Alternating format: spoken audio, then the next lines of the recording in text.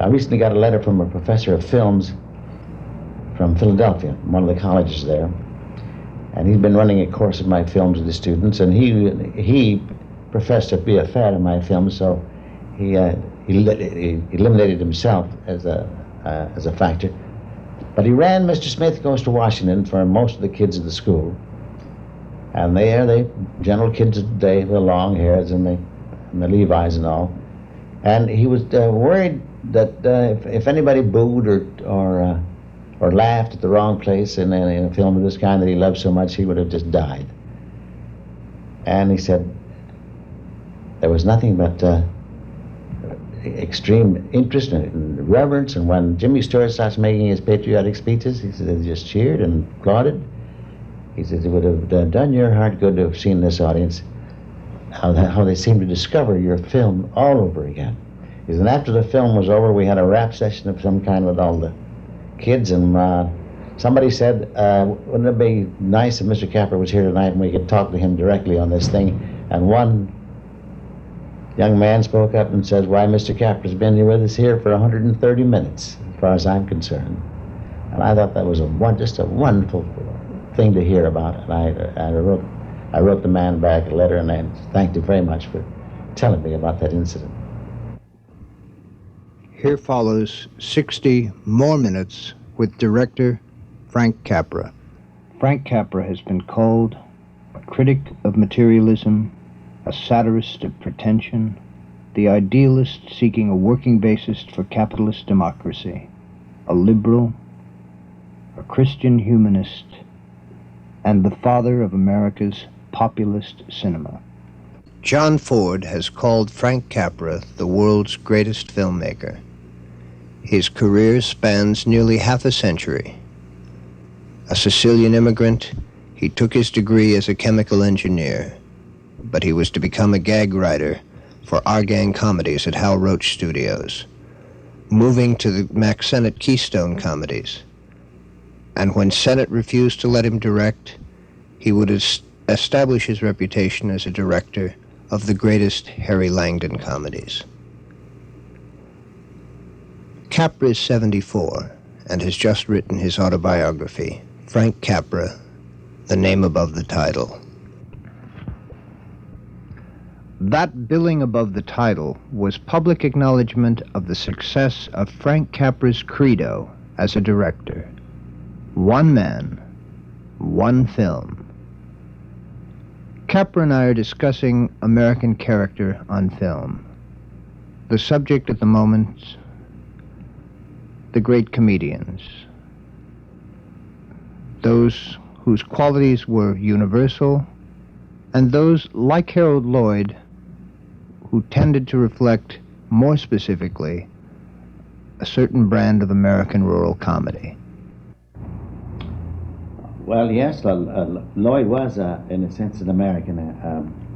He represented the speed of America, the movement of America, and the go-getter of America. Whereas Harry Langdon represented that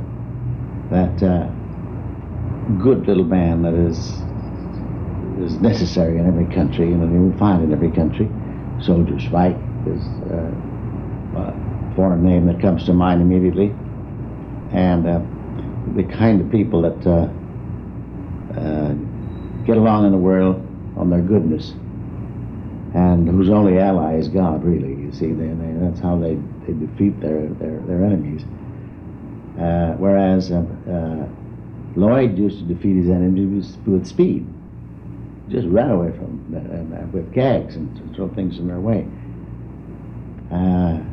Keaton, another very great comedian, couldn't possibly be the greatest of all. He was a universal character in that he was the one that suffered the most. He went out through stoicism. So one used goodness, the other used speed, and Keaton used stoicism to face and bear under it and come out and bear with it. And I think perhaps Keaton was the most universal of all. In discussing your work with Harry Langdon, You had objection to his desire to inject more pathos into his performances. Why is it that that character could not sustain an injection of pathos? Because his pathos was in his comedy, his humor. He could only see good things, you see. Now, if he saw evil, or if he saw suffering, or if he thought those kind of things bothered him, then he would be, it'd be in pathos, but he'd be counter to his character. Now, he did not understand his character. Keaton understood his character very well. And Lloyd understood his character. Lloyd hoped and wished he could be an actor like Langdon, and they give him time enough to stop to act, but he knew that he knew what he was doing. He was built on speed and gags, fast and furious sight gags. But when Langdon would try to do the kind of stuff that Lloyd did, or the kind of stuff that Keaton did, he would lose that innocence of his character. He would become a thinking person, rather than a feeling person. On screen, Langdon was untouched by personal corruption. Absolutely pristine. The mortal man handled success less well. That's right. But nevertheless, you'll find that he was a universal character. You'll find that the great number of people in the world are, in a sense, would like Langdon and would like to be, would like to be with him. You know, they'd like peace and comfort and quiet and happiness. They'd like to love everybody. They'd like to, and would like to be loved by everybody. And this is what Langdon was, you see.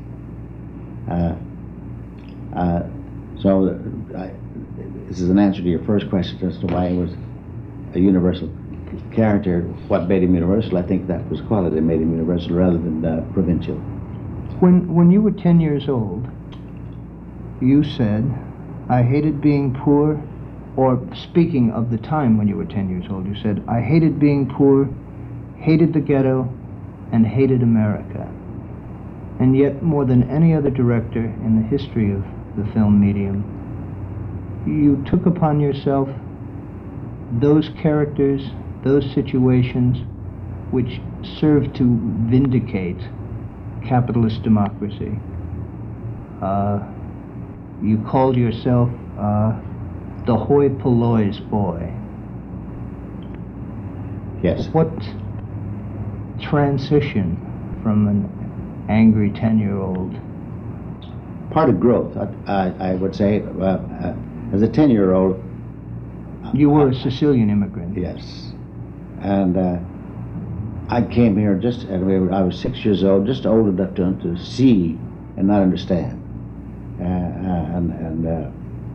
I saw my father and mother suffering and working, and I saw everybody else. And I saw the rich people in America, and I saw the poor people that we were. And in seeing those things, I decided that it was not for me. I was not going to be part of this. Didn't want to be part of this. And I of course, I hated America because of I thought they were people were so cruel to my family. You know, to my mother. She worked 10 hours a day, and I came home tired. And my father worked, and I thought they were much happier when they came from. They were much happier where they came from. They had a little farm in Sicily. Everything was fine. They come over here. They have to go to work, and this was my feeling at the time. I hated the country, I hated how my family was being treated.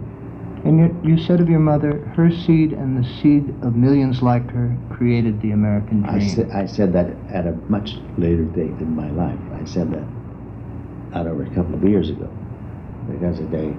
And as I grew up, of course, I discovered America. And I've discovered America, and I fell in love with America. I had not discovered America at the time I was 10 years old. I was only seeing its effects upon my family. Didn't hate America. My father and mother loved it. I hated it because I thought they were suffering, and I thought they were poor, ignorant. I was ashamed of them for being, because they couldn't read or write. It was that kind of resentment that made me go to school and decide not to be like them. I was the only one that was educated in my family. You were, in your era, one of the few educated men in Hollywood. Probably in my era, yes, one of the few. Although, did that subject you to greater suspicion, or? No, when I started working in Hollywood, I had become very much enamored of America and the American character. No, I was speaking about being a college graduate, and whether you found that intimidated some of the gentlemen who had worked their way up to the top echelon of Hollywood studios without, for example, a high school diploma. It did a bit when sound came in. That's when it intimidated the most, because I was not. Sound had no fears for me. I knew exactly what was happening in those machines, and what would come out of them, and what you had to put in them to get out something. So sound to me was not a mystery. So in that sense, I did intimidate a lot of them, because the sound absolutely, just frightened some of the movie moguls who they didn't know what to do with it. Could you tell us about the first film in which you dedicated yourself to commenting upon the American character and saying something about the experience of working and living in America? Consciously, perhaps. Consciously. Consciously. Obviously, it had been there before. Yes, I was doing it unconsciously, but consciously. First film that I started to make, and I was going to make with an attempt to say something, was Mr. Deeds Goes to Town. Mr. Deeds, in his time, the 30s, was a man who got his hackles up at the thought of being compartmentalized, who was outraged at the exploitation of the poor, disenfranchised. And he was rebellious against the mass conformity of things, the mass assembly lines, the mass production, the mass media of communication, and the mass manufacturing, and the mass education, and the mass of everything in it. Now, to him, I tried to bring that across. So when he inherited $20 million, it just didn't mean a darn thing to him. You see, that made him completely the individual. And yet that was strong material to be working with, and there would come a time, however, when looking back to a film like Deeds, which has prevailed as a classic, there would be those who would say that Deeds was not real. He was a romantic, a Cinderella story, a diversion from the worries of the Depression. And there was a time when Deeds and his contemporaries and those films that followed were dismissed as being sentimental. Right, they were dismissed contemporarily too in their time. I think they're more appreciated today than they were then. Yes, that's getting to.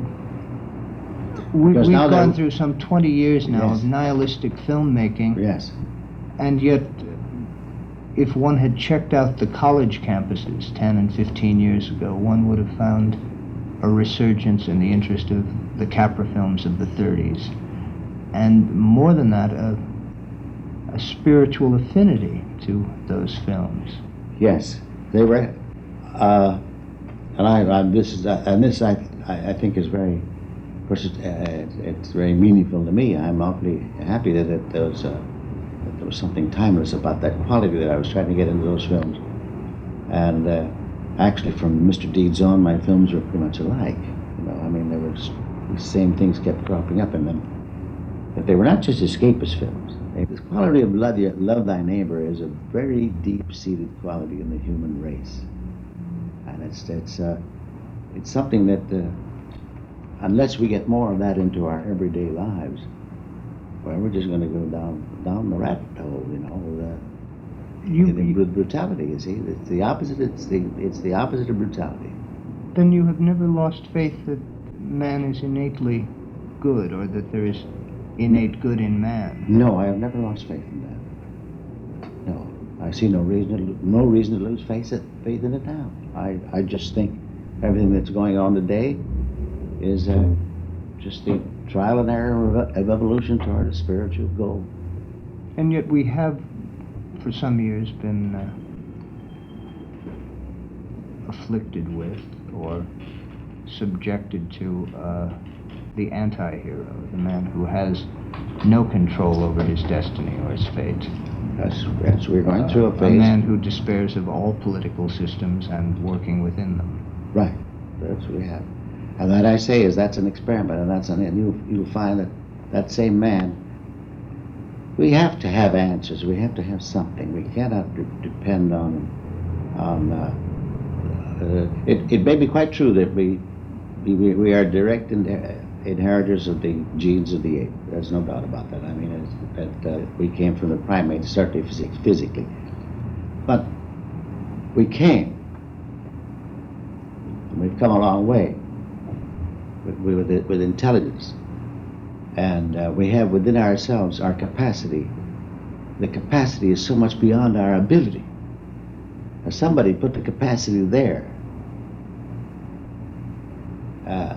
Our brain is so much more. We have so much more brain than we needed to do the things we've done.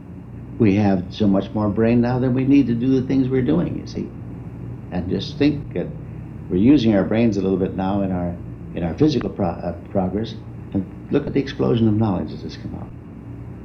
Well, if we use our brain in the social, in the culture,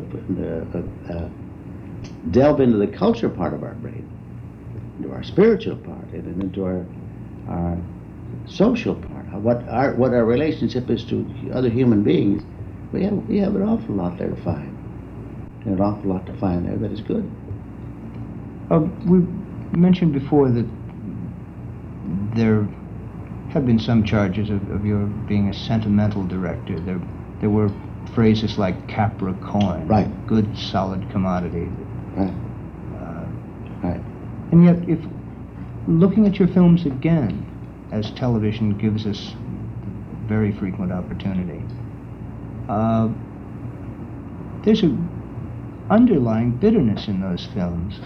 We find a corrupt business establishment working in concentration against the rights of the individual, in collaboration with the government, corrupt and dishonest legislators. And worse than that, we are involved with a very apathetic public.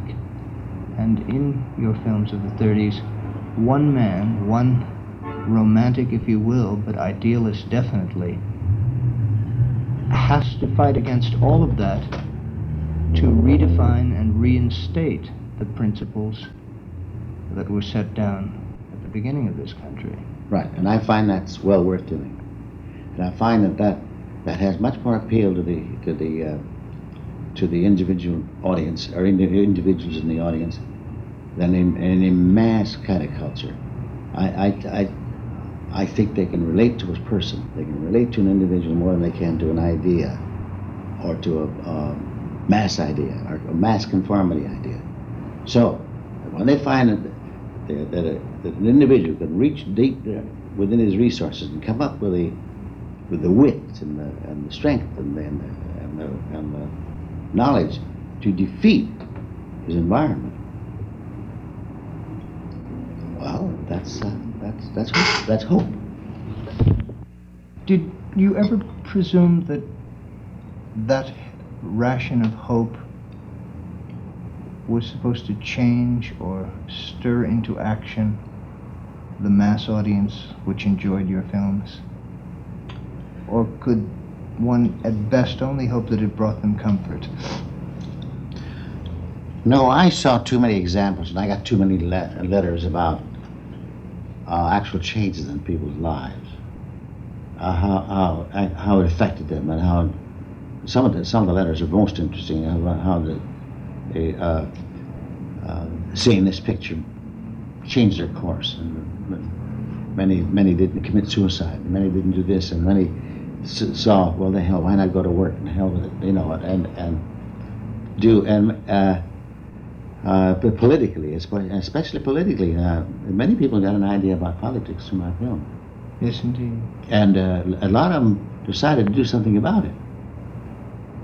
Yeah, and beyond that, there seems to me to be a long-range effect. Those of us who grew up with your films, while they may or may not have been a reflection of their time, they were very much a part of our interpretation of what citizenship, what being an American was. A part of our basic training. That's right. In Americanism. What Ralph Nader calls professional citizenship. That's right. And so it was just not a hope that would comfort them. I hoped it would be a hope that would translate itself into some kind of action in their daily lives. There are two examples of. There was a man by the name of Foss in Michigan or something like that became senator through seeing Mr. Smith Goes to Washington. And one other thing that has not been brought out, I don't think, Nasser decided to go from the Army into politics after he saw Mr. Smith Goes to Washington. Now, I don't know whether that's good or bad, but it moved him to that extent. It did have that kind of profound effect. It did have that kind of profound effect, because at the time he was inaugurated into his office, he only invited 2 Americans. I was one of them, because he wanted to thank me for making that picture. I did not go. I just did not go because I didn't realize the importance of it. I didn't realize what he was trying to say. I just got an invitation to go to the inauguration, and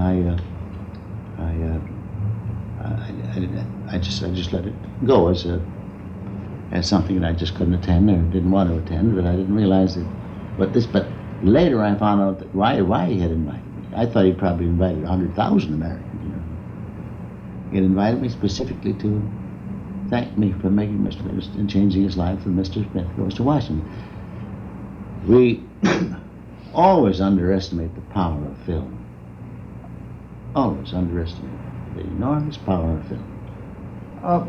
Many of the types of characters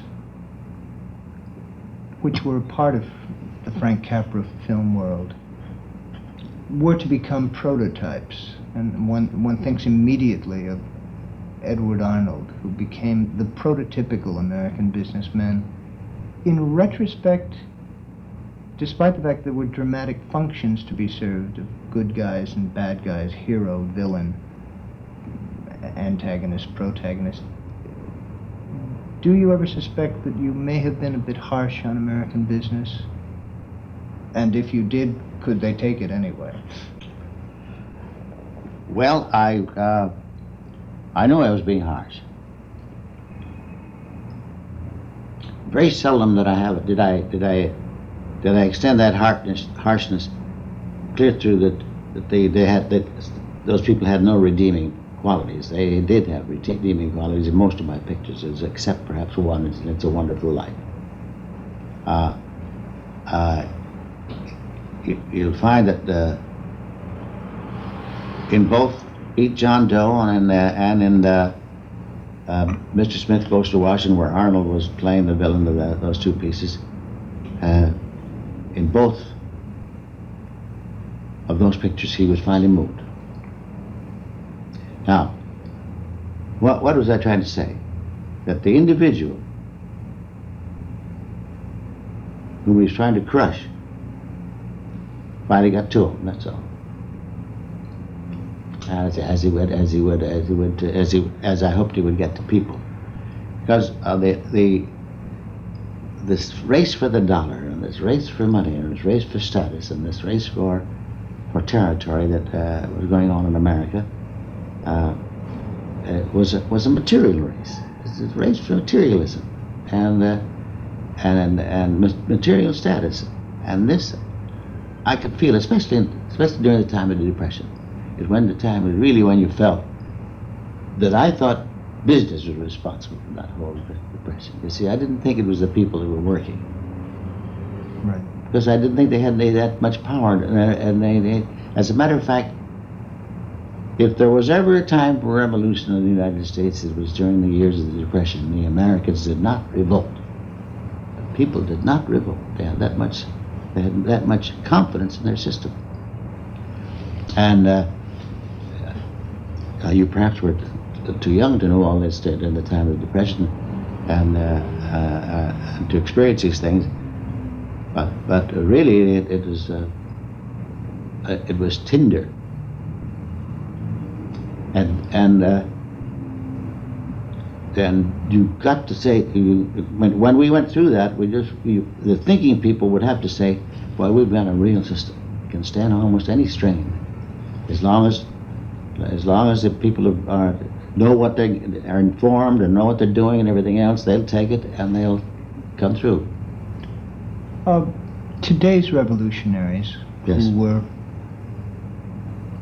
several years ago in a more romantic period, so-called hippies, the same people who were students attending Capra festivals, infused with the same kind of idealism, the hope to reinstate, to vindicate democracy, which rather quickly gave way to cynicism. Do you have the same sympathy with that mass? I have a little different sympathy with that mass. I feel a little that they are a little more the product of affluence rather than of exploitation. So we must take into consideration that these people have not yet suffered. They haven't suffered. They are trying to suffer, but they have not had real sufferance. They have not been hungry. They have not been cold. They haven't, unless they've optioned to. They option to, and they're dressed that way, and they try and let us say experience these rigors, just because their conscience kind of tells them something's all haywire. And I think that they are, in a sense, finally they got one great thing in their as far as I'm concerned, one great thing one plus on their side, and that is that they are, I think, eventually going to make wars just stupid. And if they can accomplish that, and if they can outlaw war from the minds of humanity as a means of endeavor of some kind, then I think they'll be all worthwhile. I think it's even possible. It's even possible the Vietnam War will be our last war. Wouldn't that be tremendous? And it's this horrible thing that everybody hates. Everybody. I never talked to a person that thought this war wasn't the disgraceful thing that we were in. Perhaps the 50,000 or so men that have died over there are not going to die in vain if they create such an aversion to war that it'll creep up from the grassroots right on up to the top, and finally the very tops will not dare consider war as a national or an international instrument. Is Ralph Nader a rightful heir of Mr. Smith? Well, that's an interesting question. I don't know him well enough, actually, to comment on that. Could be. He's certainly an individual that's come up out of nowhere on his own, and is shaking the world around, and shaking commerce and shaking industrialists around, and making them finally pay attention to their consumers and customers. and make him pay attention to the John Does. And he's doing it, on his own, as an individual, using only his wits and his courage and his guts and his intelligence, and Don Quixote. He emerged with less publicity, certainly, than the drug culture and the current fashions in dress we're getting, at a time when it was again becoming more and more popular to say you cannot fight City Hall. It's a mess, it's all got to come down, and he simply he fought General Motors, which is bigger than City Hall. He is another example of the strength of this system. One man like that. This is all I was trying to do with Deeds and Smith and so forth. One man can do it. And one man like that, like Napier, can, as I say, shake the very foundations of the large corporations we have in America. You know, you'd say, well, you're crazy, it can't be done. But it can be done. And it is being done. And it's being done today in actual experience, not in fiction. And he's a very fine example of, and I think he should be a very fine example to all these young people that are protesting against the system and against this and against that, that there's an example of a man who's doing something about it. One of your critics has argued that implicit in all of your films is a distrust of the majority. You were just speaking of the power of the individual, who, in the course of films like Doe and Smith and Deeds, really goes against existing popular opinion, really rises out of apathy, who says, God damn it, despite the majority, this system can work. Right. Obviously, it would be ideal if the majority stood up, but it seems constantly necessary for one man to do so. Yes, and I think that will constantly remain and always has been. One man can do it. One idea can do it. When you say, or somebody says that I'm against the majority, I'm against mass conformity. I'm not against a crowd of individuals. I'm against the mass. I don't see people as mass. I see them as a crowd. I see them as individuals, but I don't see them as a mass, as a herd. Now, this one thing I've always objected to. So when it's the majority, if the majority is the herd, I'm against it. And I think that the majority does tend to be the herd. That they can be conformed and channelized, and allow themselves to be channelized. And it's only those guys that stick their heads up here now once and say, wait a minute, I don't want to go this way, I want to go this way. That I'm interested in, and that I think the world is interested in, and I think that humanity is interested in. I think those are the people, those are the lighthouses. The reason I submitted that question was as a preface to Meet John Doe. What this critic said was, you had always been suspect of the majority, and when it came to Meet John Doe, a film which is more bitter, more cold on the surface than the other Capra films, you had suddenly despaired that one man could accomplish anything. It was the film in which you deprived us of hope, and I believe you had enormous problems with the ending of that film. Did. We had enormous problems with the ending. And yet, what interested me in your book, it's the one time you admitted to having been influenced by critics and having made a film for critics, and I wondered then if too much significance may have been placed upon how this film rests in the development of your thinking. Since you seem to be giving a nod to other thinking in this case. Right. The Meet John Doe is a very interesting film. from my point. First of all, it was a real attempt to make these goddamn critics stop talking about Capricorn, you see, and using my material as sugary, vapid, meaningless material. I didn't think it was. So they were getting under my skin, and I was going to make him a picture, make him a rough picture, tough, in which the same principles try to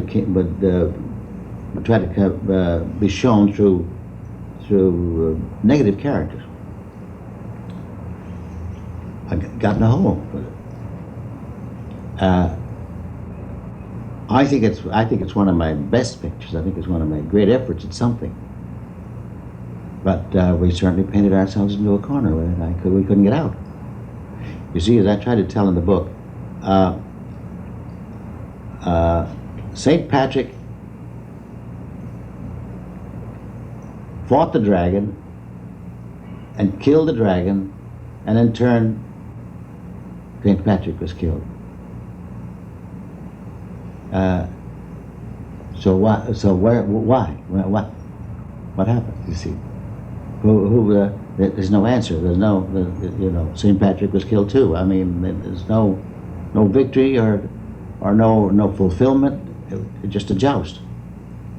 And that's where we were and we tried 5 different endings, 5 different ways to end that, and we tried them all on audiences. Not one of them was satisfactory. There's a suggestion in the book that one of your hoi polloi came up with the simple answer. We came up with a simple answer, and the answer we finally went out and shot and used as the best. Still not the answer to that. As I try to say that, I think for 7/8 of a picture we have the great American picture. The solution of it, the resolution of that picture did not measure up to its promise. It was interesting also in the sense that it was the one Capra hero who was himself corrupt, and whereas the Edward Arnold character had a regeneration in other films, the hero of your film started corrupt and regenerated in the course of the film. Right. Then there was the problem of getting him off the hook because you'd set up such a strong case for him. That's right. That's why we couldn't end it. That's why the ending was feeble. I still don't know how to end that. I wouldn't know how to. I still think it's a story we're telling that an individual who did, a nobody, who had no ambitions at all to do anything, you see, did something because somebody would give him steaks and a suit, and then it finally reached him, and the idea reached him finally.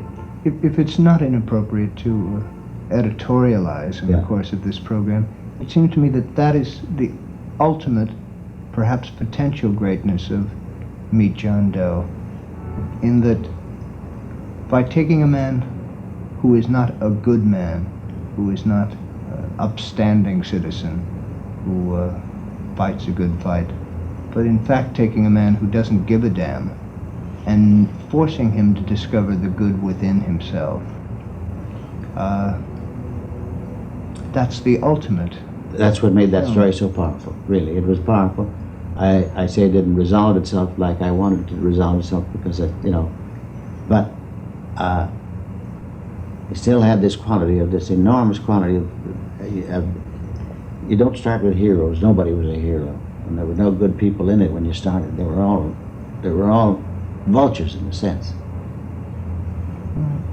It's always seemed to me that Meet John Doe should be the film with which today's audiences identify most, since it begins with a premise that is more contemporary.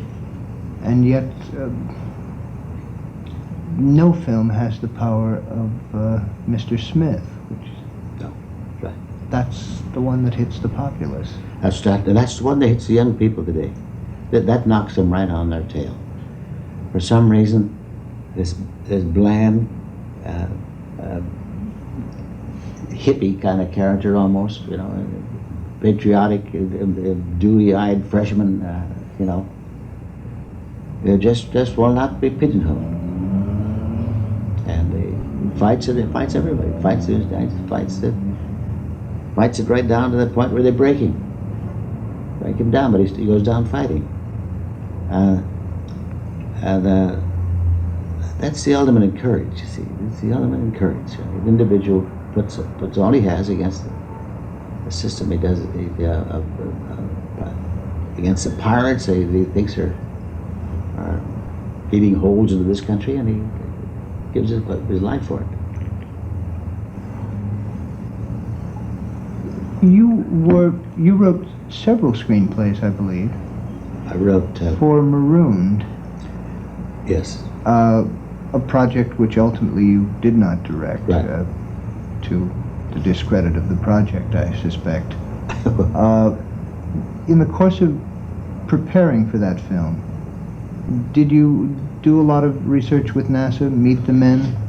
Yes, when I make a film, I just really go down into it and, and live it. So I practically lived at the Cape for a long time. What kind of man is the American astronaut? And I ask that question in the light of all you've said about the individual and nonconformity. It seems to me that he's a special kind of man, and I'm interested in your telling me that. But on the other hand, he's a man who must conform as part of a piece of machinery. I didn't like any part of it. I didn't like any part of NASA. I didn't like the tremendous buildings they were building. I liked the Air Force program about space, and they were doing it so neatly and with dispatch and their Titans, and they spent 1/10 the money. But I just was amazed in what I thought was waste and what I thought was duplication. They built the same thing in Houston. They had the Cape. They never did. They shouldn't have to do that.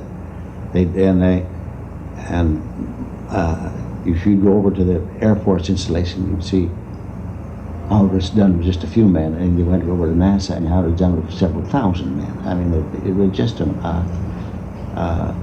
somebody had. I think it got away. They had to do it by 1970, and they did. Remarkable effort. A remarkable achievement, let's say. But one, I suspect, which involved quickly building a very large self-perpetuating organization. Self-perpetuating and thinking that it would go on forever. I must say that the head man down there, which you don't know, and his name is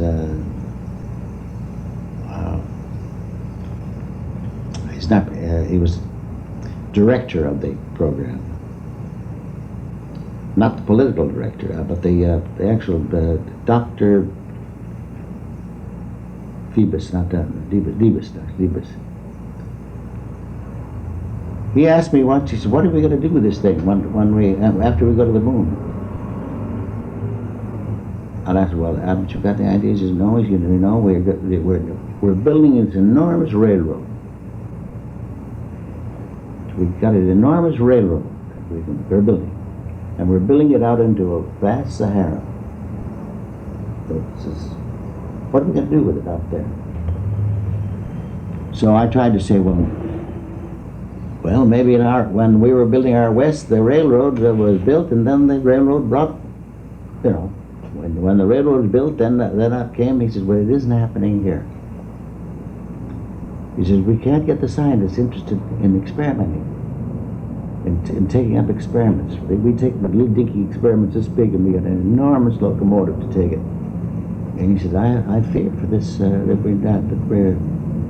once we get to the moon and do that, we won't have anything, we have no plans. And he was worrying then.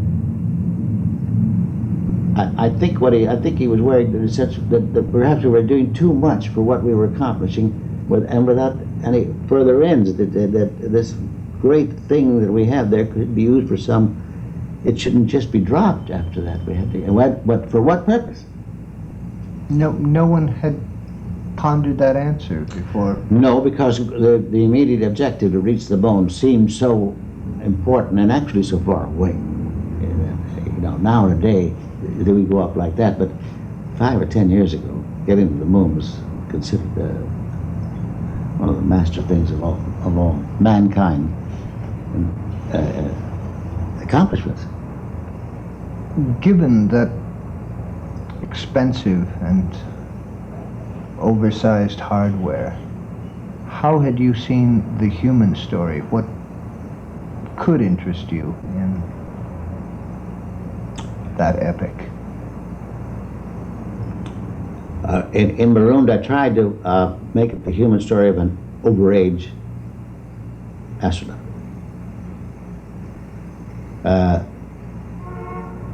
Who wasn't considered quite the all-American boy, you know, and he couldn't jump as high as this or as that, but he had more guts and courage than anybody. And I thought, in other words, again, the individual. I tried to pit the individual against the mass, let's say, against the majority of this ideal of the machine man that they were trying to make of the astronauts, and they pretty well have made of them, you know. When you returned from the war, you made a film which was perhaps the most honestly sentimental of all your films.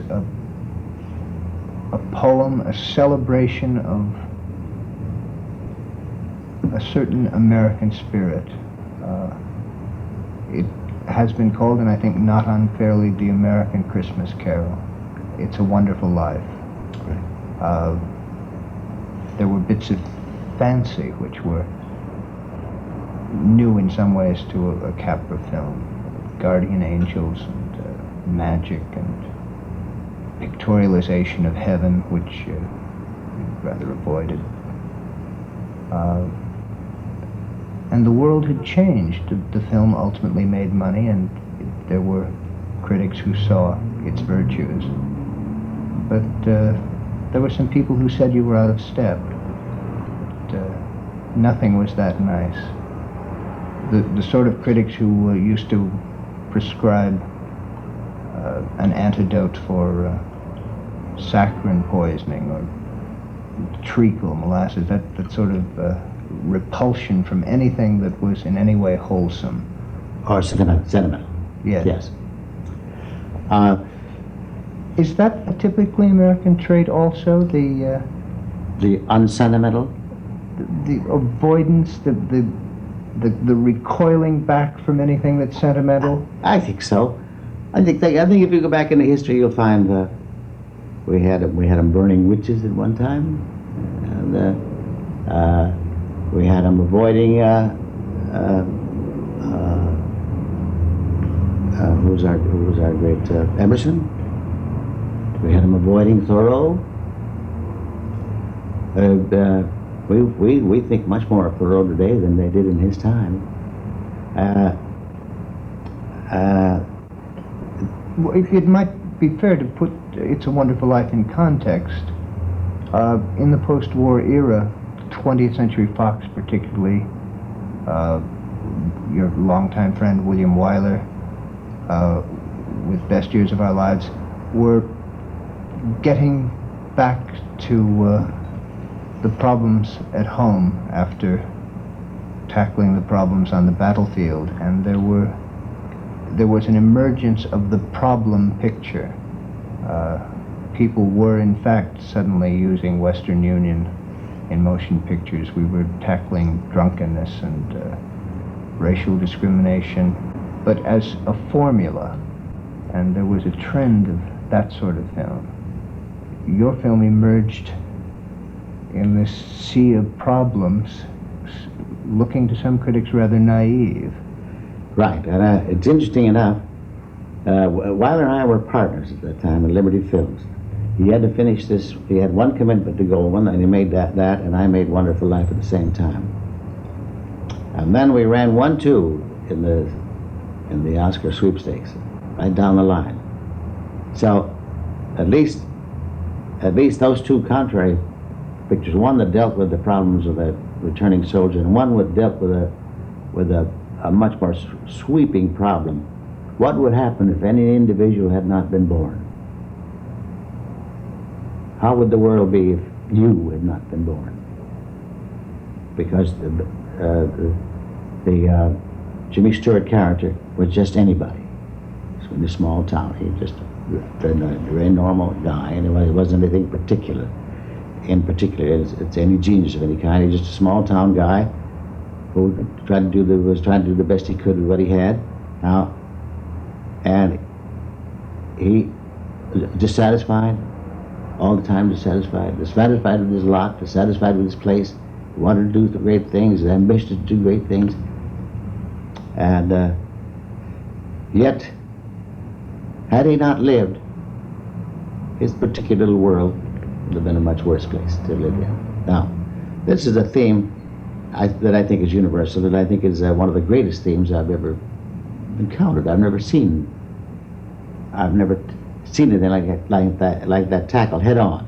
What would happen to the world had some individual not been born? Now, this is the ultimate in the individuality, because that individual is you. It was not Napoleon. It was you, people, one little people. This was a man who stayed home, didn't go to the Senate. Didn't go to the Senate.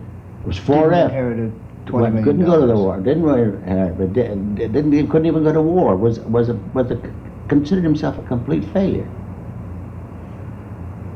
And found out that he was worth much more dead than he was alive. I mean, because he had a small little equity in life insurance, and he tries to bring that off. And somebody comes along and says, "God, no, don't do that, because you're pretty important to people, And he said, "I'm better off, What do you mean? Everybody's better off by the dead, So he gets a chance to see what the world what his world would have been like had he not been born. And then he wants to live. He wants to live very badly. I think that's a great tale. I don't give a damn when you tell that story. I think it's a great story. As an individual, you had a concept of filmmaking. Remarkably enough, it sounds like the auteur theory of the French critics. It pays homage to Griffith, whom you called the first one-man, one filmmaker. The title of your book is the name above the title. You are one of the few men whose name was elevated to that spot, and that name communicated itself to an audience as delineating a specific kind of entertainment, an assurance of that entertainment. To ensure the way you wanted to work, which was contrary to the Hollywood system in which you began, you were one of the first independents. And it seems to me that you made only one mistake of major proportion in your career, and that was failing to stick to what you knew was the best working situation for you. And that's what the book's all about. Right. You backed out of your independent company, right, and went back to a dying major studio, right, which compromised what could have been an even greater period of filmmaking for right. you. You continued to work, but not as prolifically as you might have. It was the wonderful project. I could never control I never again could control my medium.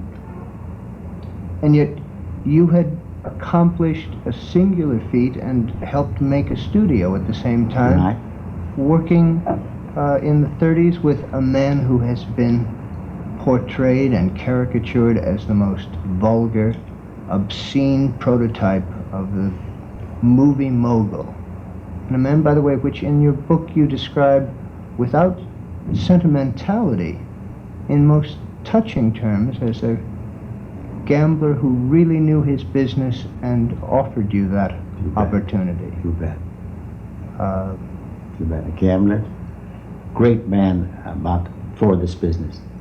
And an individual. An individual. An extreme extremely individual, and that was Harry Cohn, of course. And a man who backed individuals, didn't back a system. Not without a fight, as if your Not book is without a any fight, indication. but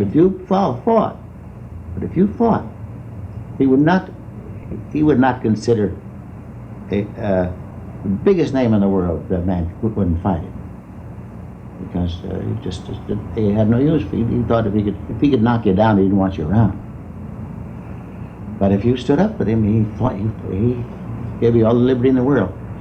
And this is where I always made my own films at Columbia. From the time I made the smallest little film, I was on my own film.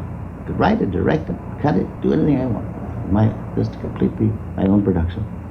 You didn't want to do it any other way. I didn't want to do it any other way, and I traded power for money. And I worked for Cohen for much less money than I gave to get on the open market, but there I had complete control of what I wanted to do, you see, and that was the only way could work. Now, when I got to the top of the heap, and the war came, and when we organized this company, Liberty Films, then because we were offered a big chunk of money for that thing, I made my partners sell. They didn't want it. You know, the George Stevens or Willie Wyler, they just fought it. I made them sell. And you had been hit by some astronomical taxes. Yes. But you could live. You know, with those things you could live. You could live with anything if you want. If you really. But I just lost it. I just lost my courage.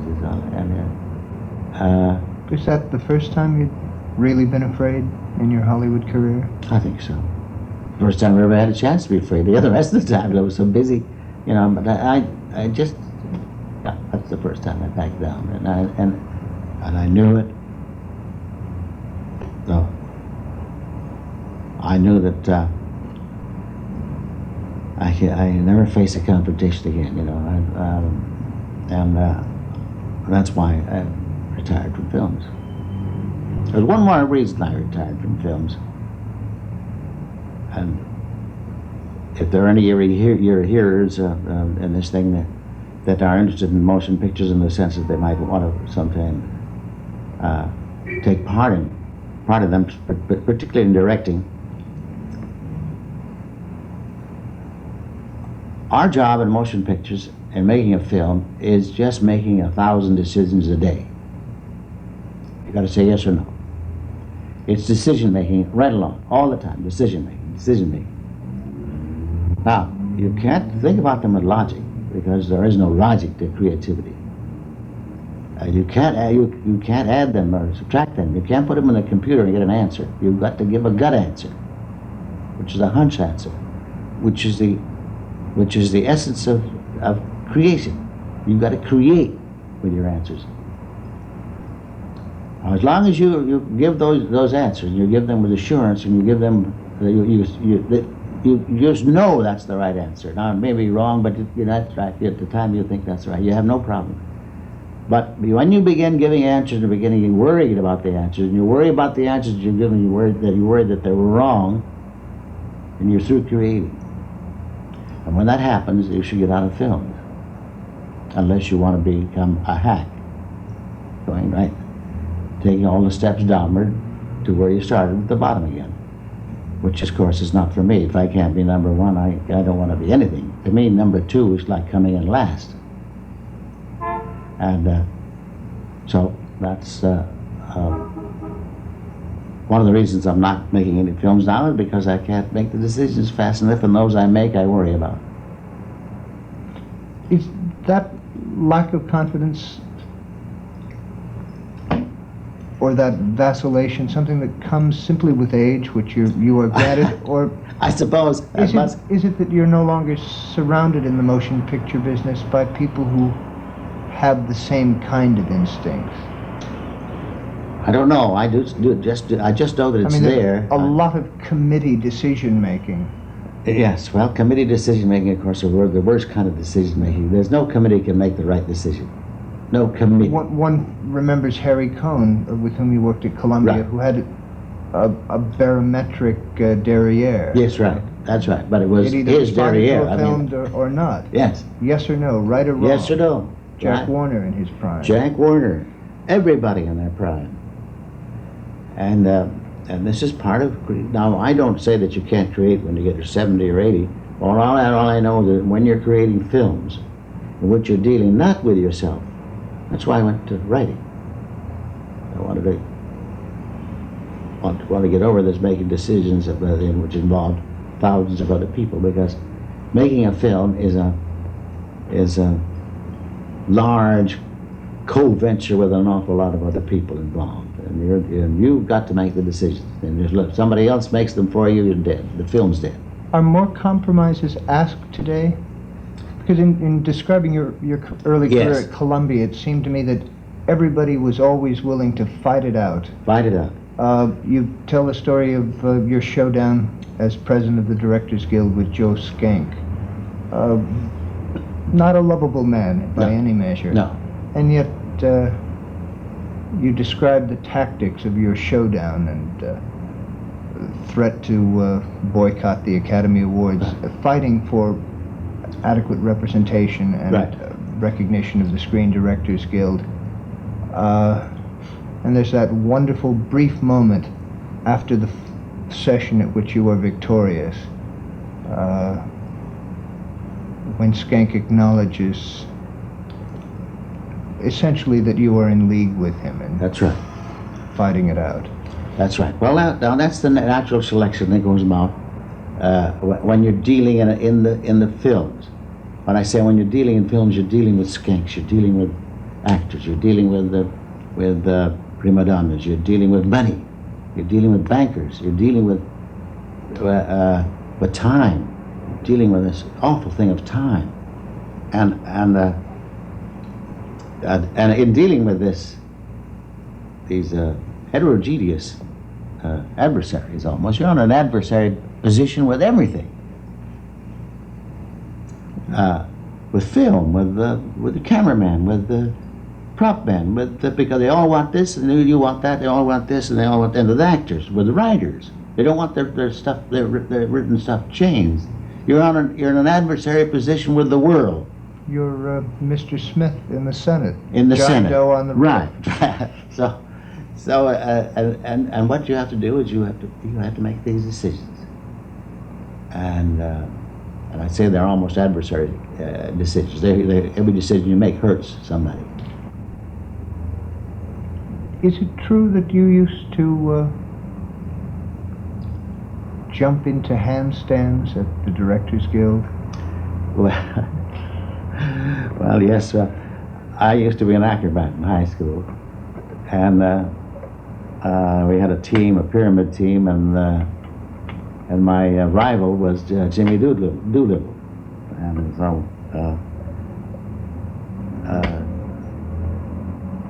so now and acrobatics is like swimming. Once you've learned it, you know it all your life, and so I used to use the headstand or a handstand as a stopper when I couldn't think of something to say. I'd get out of many a situation like that. You see. The present situation is that we've run out of hour before we've run out of interview. Our thanks to Frank Capra. This interview was taped in Mr. Capra's suite at the Beverly Wilshire Hotel on Saturday, the 15th of May, 1971. I'm John Mahoney. Good night. And I hope that all the demonstrations in the world will accomplish one thing. If they don't accomplish anything else, they'll make war so obnoxious and so brutal and so unwanted that it will disappear from the earth.